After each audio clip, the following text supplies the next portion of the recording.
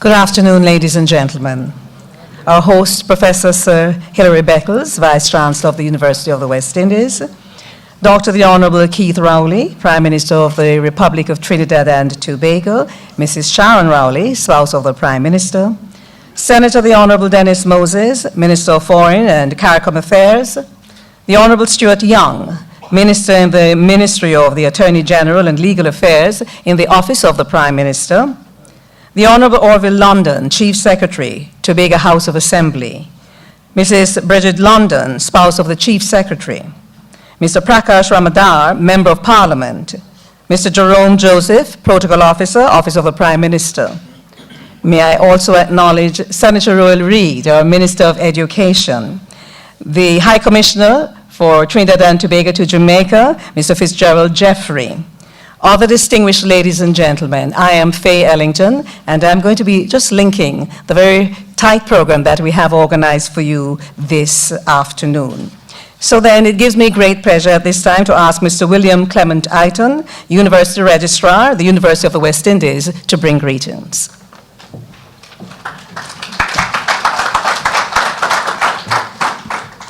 Thank you, Madam Chairperson. Honorable Prime Minister and Mrs. Rowley, other distinguished members of your delegation, Minister Reid, His Excellency, our Vice Chancellor and colleagues in executive management at the University of the West Indies, students, and I see we're pretty well represented by the students today, that's good, and my colleagues in the Vice Chancellery and in the wider university. It is indeed a pleasure to be asked to bring greetings to the Prime Minister and his delegation. I have had the good fortune of meeting the Prime Minister many, many years ago. And when he spoke this morning about deepening the integration process and charging the university with perhaps leading, or if not leading, assisting greatly in that effort, I was reminded of the benefit and the value of a UWI education. Because he said it, Minister Young didn't matriculate, but every other member of his delegation is a member of UWI. And then when you look at it again, I met his Minister of Foreign Affairs and CARICOM Affairs. His brother works at the UWI. Like I said, I met Prime Minister Rowley when I was still in high school. I think a brother of mine and him were at St. Augustine together, and he visited St. Augustine. I think that's the first time I met him. I say that to say that a UWI education is invaluable. I can go to any one of the 17 islands that contribute to this noble enterprise, and I'd meet somebody I know and somebody who is shaping and influencing policy in that regard. So we can't underemphasize how important this enterprise is. The Prime Minister is a committed regionalist, and we have seen that demonstrated ably over and over. And his commitments today, again, have reinforced the sense of his regional character. And we are indeed very comforted by his words and his commitment to ensuring that the UWI stays at the forefront of the higher education imperatives. So again, on behalf of the entire UWI community, it gives me great pleasure to welcome you and your delegation to the headquarters. I would also, at this stage, like to, I hope I'm not usurping your role, to invite our esteemed Vice Chancellor, who will do the introduction of our featured speaker this evening. As you know, our Vice Chancellor is perhaps the foremost economic historian in the region, but he also happens to be a formidable futurist. And Prime Minister, that's why we're assured that this enterprise is in good hands. Thank you.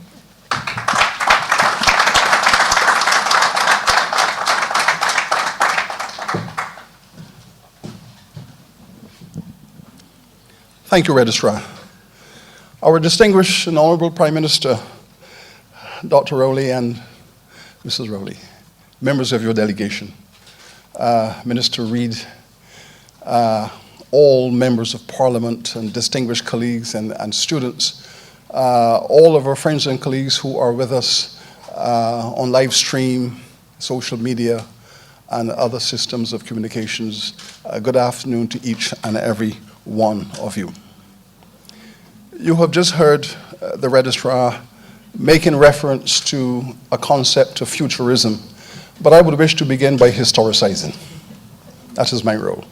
What is the nature of this moment? What is the nature of this moment into which we have welcomed Dr. Rowley here to speak to us?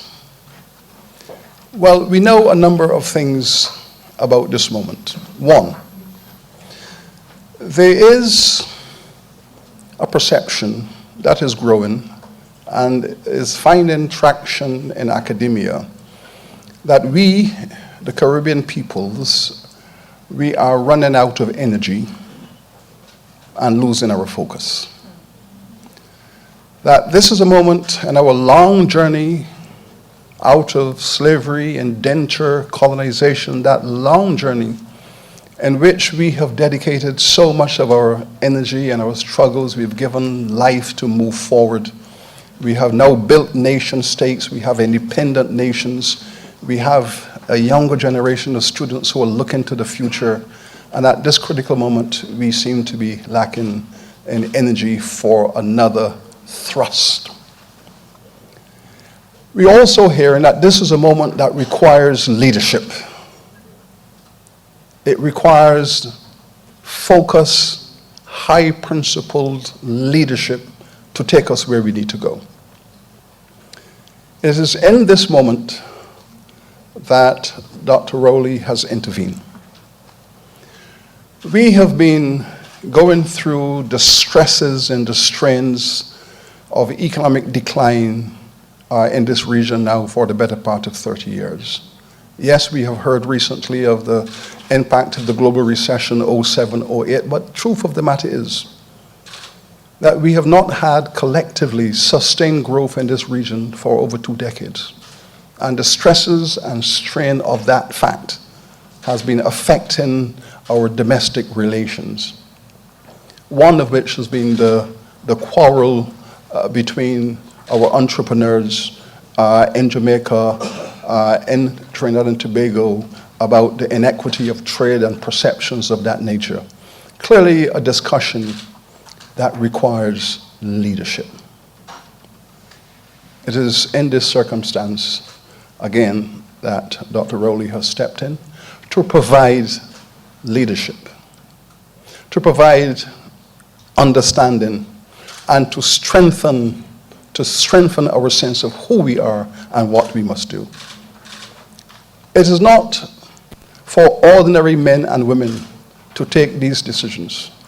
It is easy to retreat into your insular nation and to say, well, across the waters, this is what they're thinking, and we should let them think what they wish to think, and you retreat into your space. In fact, the forces in the region could easily drive each prime minister into their corner, and from their corner, they look out upon their brothers and sisters. It requires a certain kind of character and personality to say, I have a responsibility, not only for my island. I have a responsibility for this region and all of the people in it and its future. And therefore, I will enter that space to provide that leadership.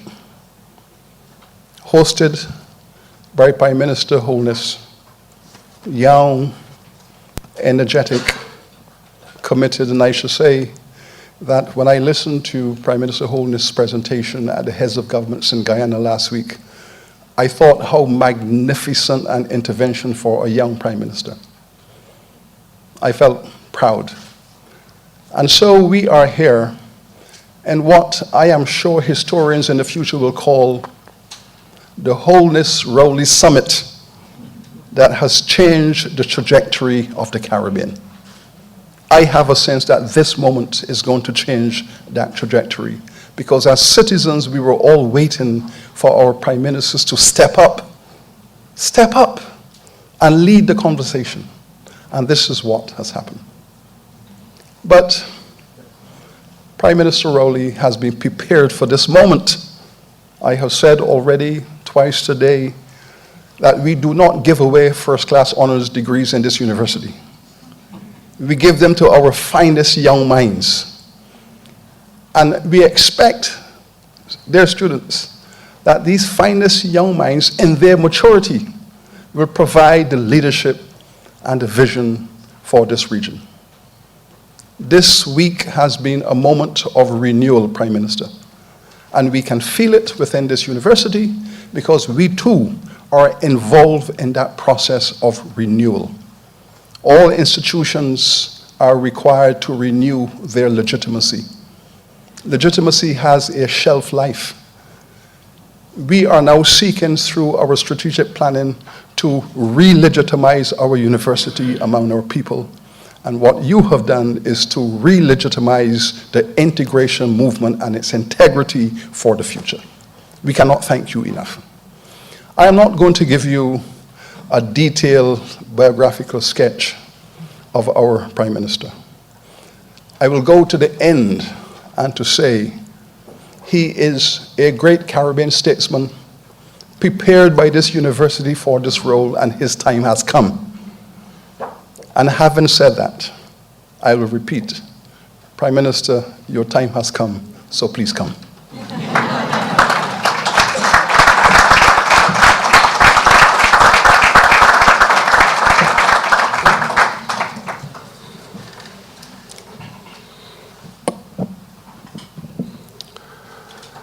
Thank you, Vice Chancellor Hilary Beckles, for your wonderful words of encouragement.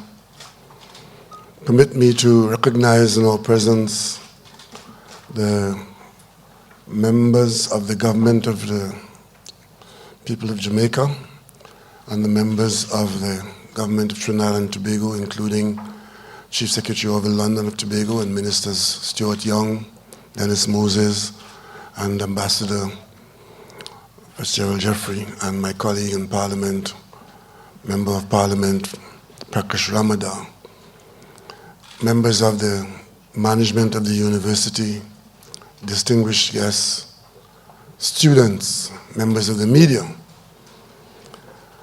Very soon I'll be winding up this very hectic visit to Jamaica, which for me has been an opportunity to renew so many friendships and to reestablish a connection with a place that is dear to my heart. I've left this place in the 70s, but during that time, when I was like you students, if I'm allowed to say those were the golden ages of Jamaica, it was the time when Lawrence Rowe appeared on the scene. It was the time when Michael Holding appeared on the scene. It was the time when Foreman met Fraser at the National Stadium. Those were heady moments for us as students. It was also the time when we burned the red gongs. And also it was a time when students were compelled to have meals together at least 3 times a week, so as to ensure that the bonding of Caribbean people took place over the meals of the week. Today, I must say to you that there's a certain element of cynicism that pervades our society in the Caribbean. And disappointingly, it, if examined, can be deemed to have come or be coming from a loss of ownership of our space and an absence of confidence in where we're going. And you may ask yourself, especially here in Jamaica, how could this be happening? The land of Marcus Garvey, the region of Frantz Fanon, Eric Williams. How could we be, in this very challenging world, be a people who seem to be lacking in confidence? And today over lunch, as we discussed this, the comment came forward that it might be that It is not that we don't know who we are. It might not be that we have not identified the problems that we're facing. It is not that we may not have identified the solutions. But what might be happening is that we are timid in the face of the consequences of the decisions that we have to make. And in that situation, we settle for prevarication, scapegoating, blame throwing, and worse, individualism. My trip to Jamaica this week was meant to address the last part, and that is, none of us in this Caribbean region is better off alone. We are all better off working together.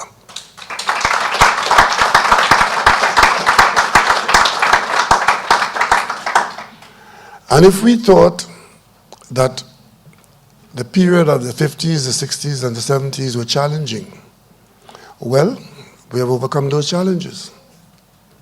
For me, at the personal level, what was I? Who am I? I was a child in a village in Mason Hall, in the middle of Tobago, going to primary school without shoes. Coming home sometimes and there wasn't anything to eat and we had to wait until something was prepared into the night. But there were people who were saying that our children had to have education. Primary education. I have here with me Chief Secretary London. We walk the same road. He's Tobagonian like me. And the parents of those days, many of them would have settled for a primary education for their children. Today, if my daughter didn't get the limit of her tertiary education, she would feel deprived and probably blame the world. But whatever we were challenged with at that time, in the 50s and the 60s and the 70s, we survived and we produced. And coming from that situation of going to school without shoes, but teachers were coming every day, more than now. But getting into high school was a privilege for some. Today in Trinidad and Tobago, every child is guaranteed a place in the secondary school. And of course, today, some of our students in Trinidad and Tobago and some of your teachers are raising me, what's going to happen with GATE? GATE being the government assistance to tertiary education where the state pays your full tuition. And the hint that something may happen to it is causing trepidation in some quarters. But during those periods of challenges of the 60s and 70s, getting into university was the aspiration of few. Today, it is the entitlement of many, if not all. But we survived those periods. And we're now, in 2016, facing a completely different environment. The aspirations are still there, so we can't afford not to have the confidence to take them on. I remember as a child, in the time I just described, the conversation in Trinidad and Tobago when Britain was about to enter the common market. We were exporters of grapefruits, oranges, banana, sugar. And Trinidad and Tobago exported oil priced at $1 a barrel and not even known by us. And the question was, where would Trinidad and Tobago stand if Britain joins the common market? What's today's question? Today's question is, where would the Caribbean stand if Britain leaves the common market? Question is, are we as prepared now to treat with the decisions being made outside as we were in those days when the question was whether we can survive Britain going into the common market and losing our market space, losing our preferential treatment, and in some cases losing our identity? Are we better off now to look after our affairs as independent West Indian nations? Or were we better off as colonials, taking what was coming our way? I am in firm belief that if we resort to the confidence of the West Indian manhood that drove Eric Williams and Bradshaw and Gary and those people, the challenges of today can be overcome. But we have to have the raw material. We have to have the foundation. And we have to have the human capital that is prepared to be spent on it. And when we look for that, the best place to find it, when we don't find it on the West Indies cricket field, we find it in UWI.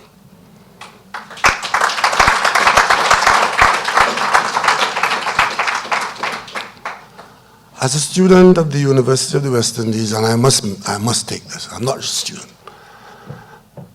The record will show that I was the head of department at this university. I wasn't just a student who came through and got degrees.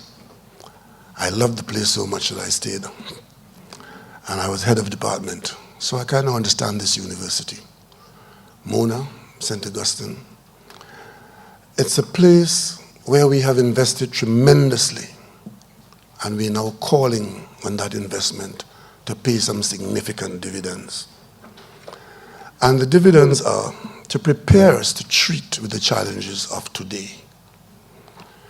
And we're lucky in that Willighton just mentioned the historian with a futuristic approach. What more can we ask for?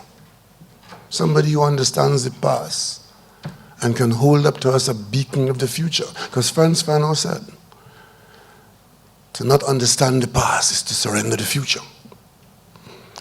And we are confident that we have it within our Caribbean region, within our universities, within our high schools, and hopefully within our governments to do what has to be done to face down the challenges that come our way. So it was easy for me to come to Jamaica to face down the challenge of trade war between Jamaica and Trinidad and Tobago. It was easy.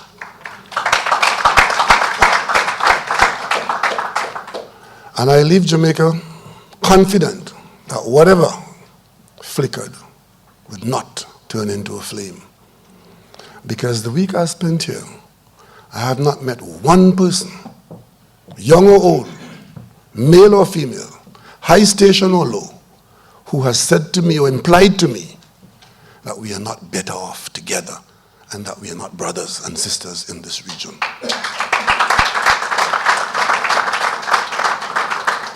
And if that is so, then whatever challenges we face with respect to our relationships, excuse me, it means that what is required of us as leaders, that we just have to identify the challenges and just work it out. But what the decisions has come to us or required of us, what has happened in the recent weeks, starting in Georgetown in Guyana, here in Kingston, Jamaica, is an agreement, an understanding that there's this urgency for us to reconnect with our future through our institutional arrangement. And that is why I was so happy to have had the opportunity of spending some time here with you at UWI, because the institutional arrangements, there's none better that we have put in place for the region than UWI. The University of the West Indies is an example of what works when we put things in place for us. And this morning, I raised with my colleagues in another forum here at UWI whether we could not use this as a template of success to treat with other aspects of our management of our affairs. And we mentioned the whole question of accreditation and certification in education. Why do we have to have separate ones in the region? Why do we have to have separate bodies that manage our businesses in terms of the Securities and Exchange Commissions? And I dare say, integrity commissions for public officials. One is good enough. One that has the appropriate standards and the appropriate access. But then when we are told that the head of the University of the West Indies turns up in territory, which shall remain nameless, and is hassled at the border, we know that there's work to be done. To avoid these flickering doubts, to overcome us and grow into cynical trees, there's a requirement for the leadership of our region to level with our people. There is a view, as we discuss the movement of people, and some people believe that the free movement within CARICOM should be discussed in that way. We have to be honest that we have not in place a federation or a single territory. What we are living within is a situation of a series of nations with individual sovereignties covered by individual laws. And the movement within our territories is in the context of movement between nations who have agreed within the CARICOM Treaty to allow certain facilitations. And there are some minor, well, I can say minor because they mightn't bother me, but for the person who is turned back at the border, it's not minor. But there are some qualifications. And what we have agreed to do is to ensure that whatever the situation, that there's dignity at the border. And secondly, that we let our people know the conditions of travel in the region. And once they know that, I am of the view that the matters that arose recently wouldn't arise.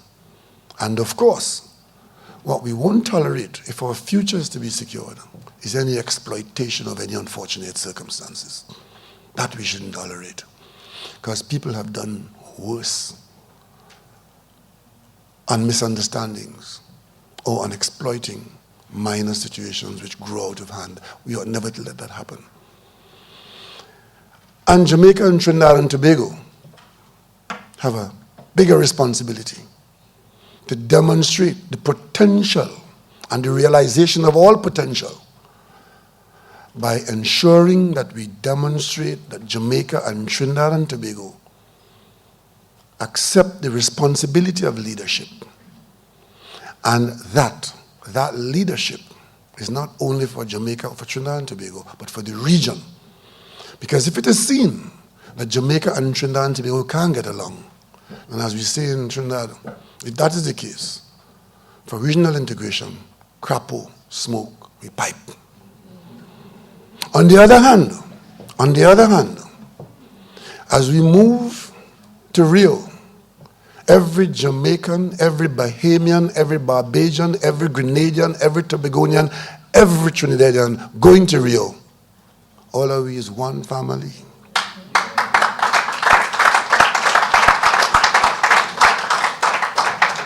And whatever happens to us down there happens to all of us.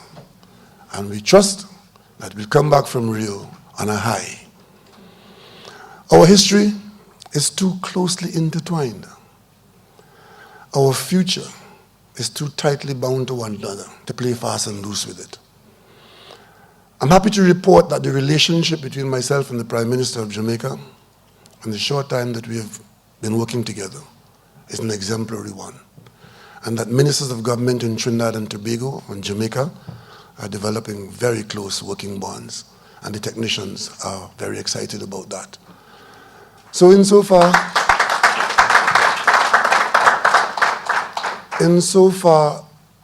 as this coming home for me has brought anything, it has allowed a rekindling of these relationships.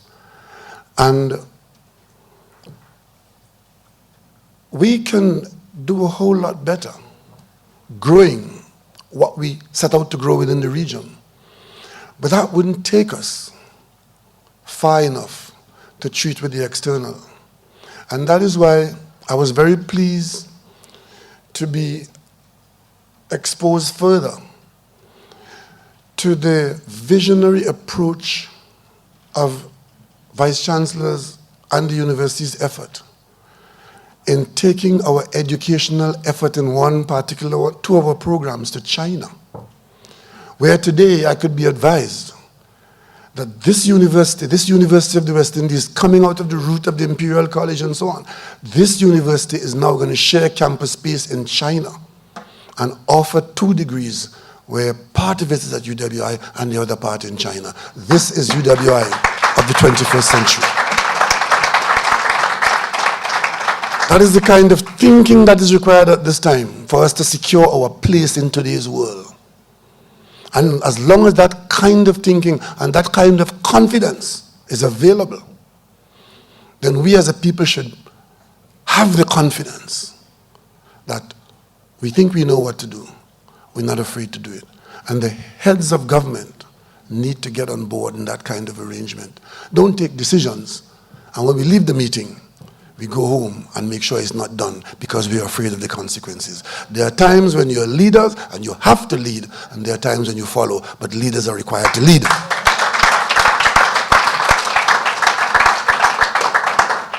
So, what Trinidad and Tobago has done, coming into the recent meetings, out of Belize we signaled, and in Georgetown, we have effected the putting back on the front burner of CARICOM business, the single market and economy. Because out of that would come a number of push factors. Because if we are to have a proper operating single market, there are some push factors that the political directorates will have to execute. And a single economy, the population will have to accept that this economy is all of us. And therefore, the business houses will have to operate in an environment without borders. And the opportunities will be there for all, and the challenges will be there for all. And the finger pointing and the games playing will evaporate. And the respect that we will get outside of the region, the respect that we deserve, that can work for us, would be a realization not of the federation, because I'm not a dreamer. I know that we're not going to have a federation in my time. But certainly what we could have is a working unit under the Chaguaramas Treaty, which puts our people as a unit with a face to the outside world that will earn us a place, and a place of respect. And as we invest in developing our human capital, the university has not to be a place of academic satisfaction. You are required more so now than ever to be a place linked to the marketplace for the products that you're producing. And the same bold step that you've taken going to China, we need that bold step in an incubator arrangement on the campus to generate patents linked to businesses that will give us a space in the world.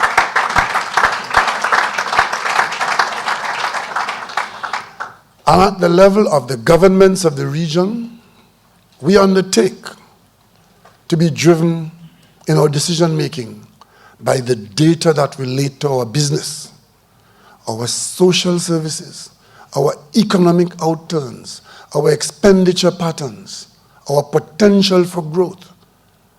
Scientifically resourced, analyzed and presented data for modern decision making.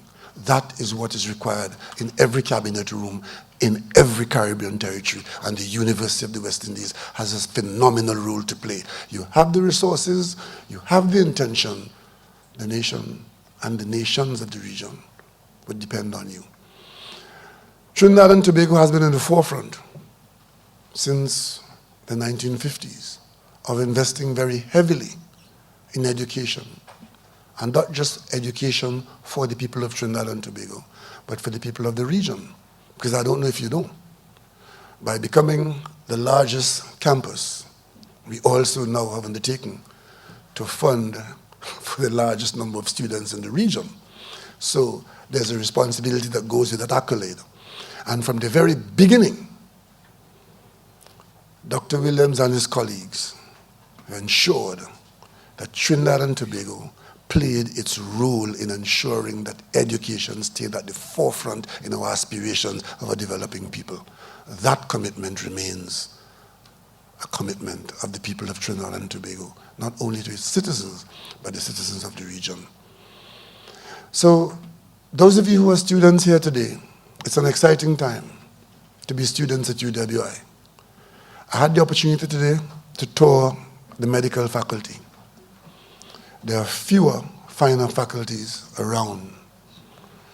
And some of the equipment in there, as good as you'll find anywhere. And so therefore, we in the Caribbean have never accepted second-class status, and we don't intend to start now. Whether it's on the cricket field, on track and field, or in education, we have never undertaken to accept anything but the best and to offer our people anything but the best. It's an opportunity for us to observe what's happening to other people and to determine whether we, seeing our brother's house on fire, whether we should wet ours. We saw what happened in Europe recently, or what's happening in Europe with respect to Brexit. You go to bed, you're going to get up one morning and the world had a certain shape. And you go to bed at night, the same night, and the shape of the world has been changing ever since. And God forbid that certain other people get their hands on authority in our hemisphere. The world is a changing place. And therefore, we of the Caribbean, we of the land in which UWI is located, we don't want any surprises. And that is why I'm charging the university to put your thinking caps on. Observe what is happening around us and away from us and coming to us, and provide us with the analyses in preparation for the decisions that we have to take.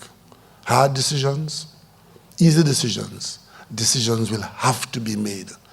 But I want to be sure that when we move out of this region to meet the world, we do so with the confidence that we've done the homework, we've done the analyses, and the positions that we want to advance in defense of our interests are the positions that were best extracted from the intellect of our region. And UWI, we're counting on you. We are counting on the University of the West Indies to provide the guidance out of the proper analyses of what's happening around us. There are some politicians who read Time magazine and watch television and want to tell you they know what's going on. Don't know a thing. It requires dispassionate analysis. And of course, the perspective of the historians. As a student of Eric Williams and leading a political party which he created, I might be biased, but the perspective of history is a vantage point that is unique in treating with the lay of the land ahead. So today, I want to thank you all for recognizing my presence on this campus and receiving me and my wife Sharon and my colleagues from the government. And I want to thank the government and people of Jamaica for receiving us so warmly.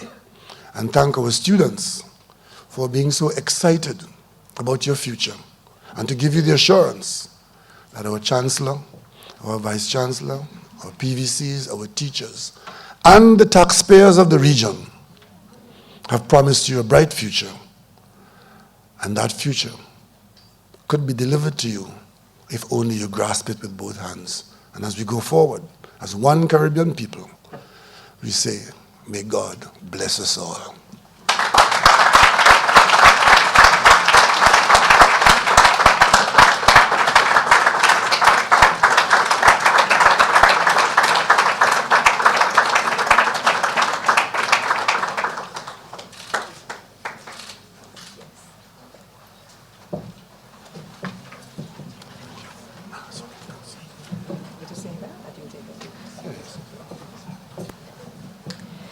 Ladies and gentlemen, the Prime Minister will take a few questions, perhaps contained with 10 minutes. So if you have a question, just raise your hand so I can identify you. And I made a note of crapper smoke your pipe, because our Jamaican phrase is dog nyam your supper. So we can work it together. Are there any questions? What about the, yes, I'm seeing a hand. Yes? Thank you. Good afternoon, everyone. Good afternoon, Dr. Rowley. I am Stephen Gardner, Irvin Hall Chairman. And my question is not necessarily a question, but more of a charge or a comment to the heads of government, and leaders of our university administration. When you think of Irvine Hall, you think of regional integration because it was an intentional effort to integrate students of this region and have them be under one space so that better relationships and friendships could develop to produce individuals such as yourselves who would be leading our governments and be in charge of the Caribbean region and the intention for regional integration.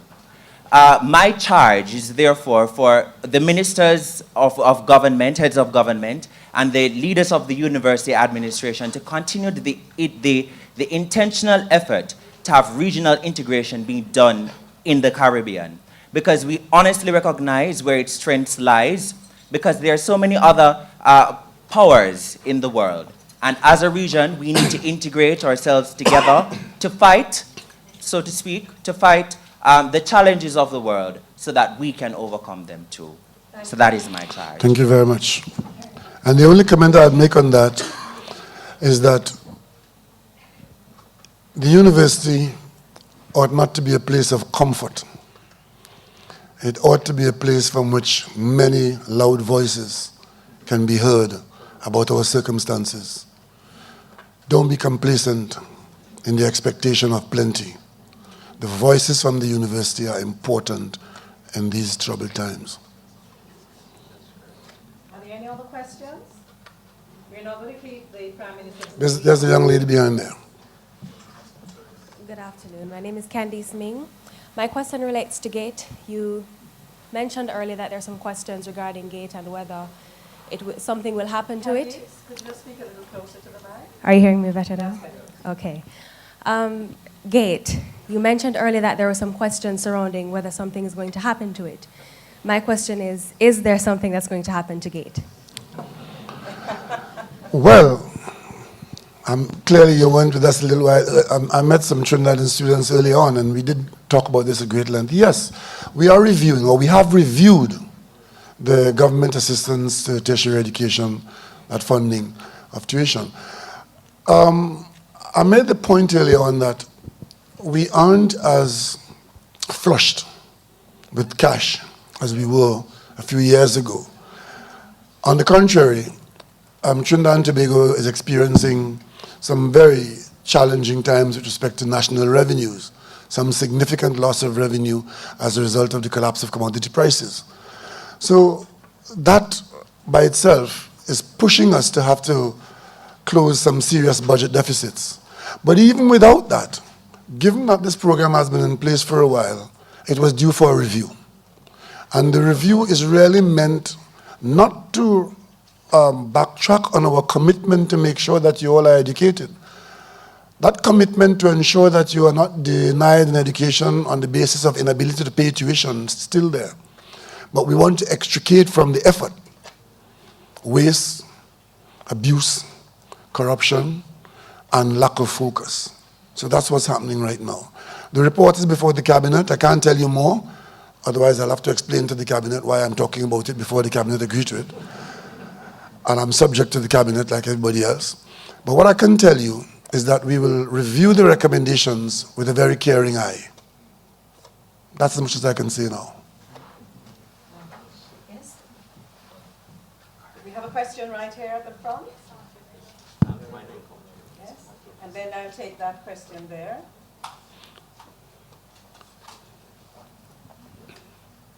Right. Just work close to it. So Michaela Gonzalez, President of the Guild of Students. And I just want your views. Recently at a town hall that was also held in this very room, I brought up the issue of student visa fees. And in Trinidad, the regional students that study there do not have to pay visa fees to study. I'm asking your views on the fact that your very students from Trinidad who come to study, even here at UMONA, have to pay these student visa fees. And so I want to ask your views on the removal. For example, the Guild Council this year, we want to advocate for the removal of the visa fees. I just want to know your views. I learned about that this morning for the first time. I wasn't aware that that operated. But I'm not sure what is the purpose, whether it's a revenue-raising measure or whether it is meant to do what I don't know. but it's an initiative of the government of Jamaica, which I can't speak for. But what I can undertake, as I did a while ago to the other batch of students, what I can undertake in the context of CARICOM leaders recently saying that we will work towards removing as far as we are able to all impediments to our people moving from one place to the other and experiencing the benefits of that movement. I undertake to you to raise it with the Jamaican government and to see what the answer is. But I can't speak on that subject for the government of Jamaica. And I'm sure that the university would want to join you in raising that discussion. There's one other issue that was raised with me early on with the other batch of students, and that was some, in Trinidad and Tobago, some differential treatment by council of one of our professions there with respect to certification. And I promise to raise that when I get back to Trinidad and Tobago. So I'm glad you've raised it, and we'll look into it. Thank you. The gentleman over there leaning against the wall. No, my Chancellor asked me to let the students know that the issue was raised before when we wrote to Minister Bunting, and it was raised with also Minister Quince. And I think there was an undertaking that once there's reciprocity it could be addressed, so we probably have to revive it. I just raised it with Senator Rowley. Well, the man who's charging that tax is right here, very silent, right? Minister Ruel Reid is right here, so, you know, okay. I'm placing Minister Reid on this assignment, right? I think we have time for two more questions over here. Good afternoon, Prime Minister. Yes, please. I'm Carol Walker from loopjamaica.com and Nationwide. I'd like to ask you a question internationally. There has been a lot of noise being made by the Jamaicans about their unfair treatment when they land at the Piarco airport. About what? The Jamaicans when they land at the Piarco airport when they are turned back. But there's also another backlash from the Trinidadian side that says some Jamaicans come to Trinidad, and since these Jamaicans are in Trinidad, your crime rate has risen. How do you reply to that? Well, my main response to that is that we ought not to be generalizing about Jamaicans with respect to the circumstance of a Jamaican.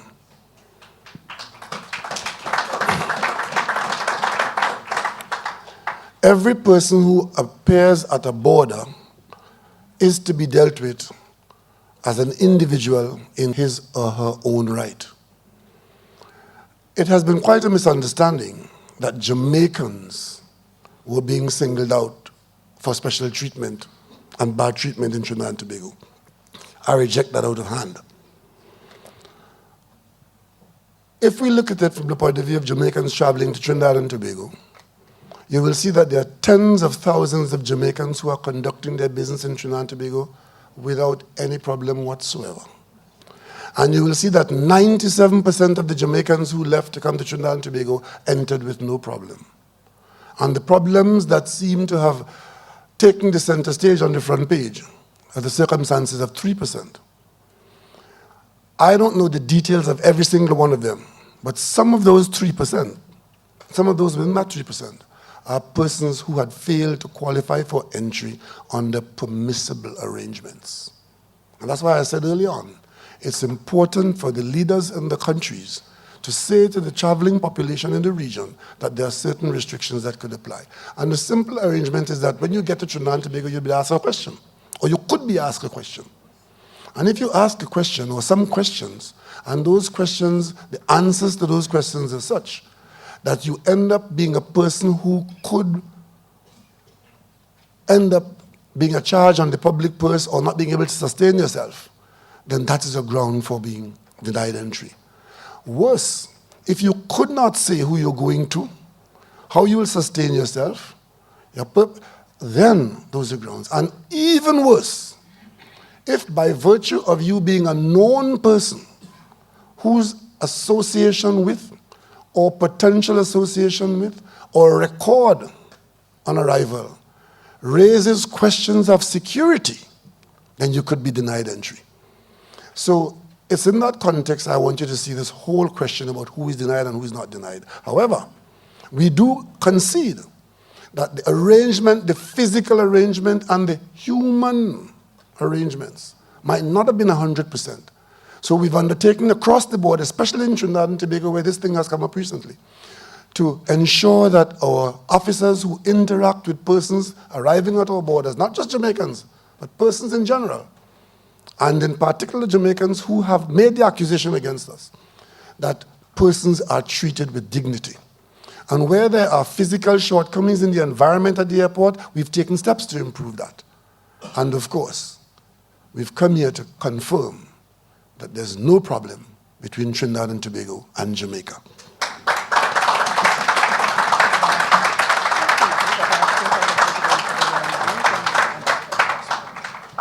May I just say that that was the tweet that got most retweets from me, that says the leadership of the region is to level with our people, let our people know the conditions of travel in the region. That's been going around. I've been busy tweeting. We can only take one more question, and I know that some of you are going to be very unhappy, but the gentleman Yes, right yes. here, yes, you're fortunate indeed. Hi, good afternoon. Udain Horton. I'm the Caribbean representative for the Commonwealth Students Association. I know you alluded to students being given opportunities after tertiary education. You spoke a little bit about entrepreneurship. But I want you to elaborate a little bit more on those opportunities for students, because a lot of times I was a part of the CARICOM Youth and Students Organization, and students are usually complaining about opportunities after tertiary education when they go back to Trinidad. So just if you could elaborate on that a little bit more, I'd really like that. Okay. There's great value in education for the accumulation of knowledge purpose alone. Just the inquiry into any subject is valuable. And sometimes surprises occur in terms of discoveries.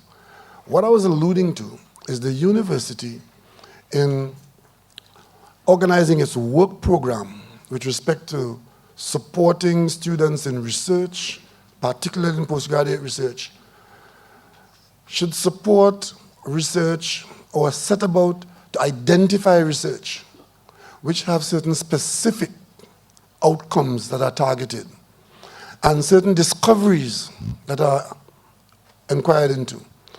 And in the event that you are successful, some of those discoveries, whether it is in medicine, in engineering, or whatever, some of those discoveries could result in new information in the discipline, which could be patented.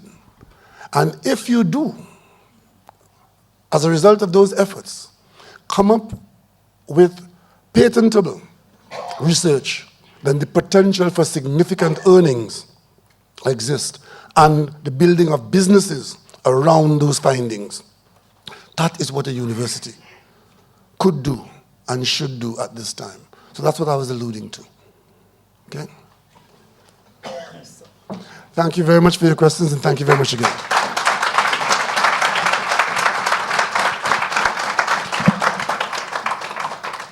Thank you, Prime Minister, for a presentation that was very rich and covered so many areas that are of benefit to the region, for us to hear your perspective and for you to share with not just the people in Jamaica, but you know we've been streaming. Thank you so very much. And Vice Chancellor, your host, thank you for ensuring that this afternoon happened. It was very important. And you did know you were going to get the question about the business there with the Jamaicans coming. That's Carol Walker. He would never have allowed you to get away and not ask that question.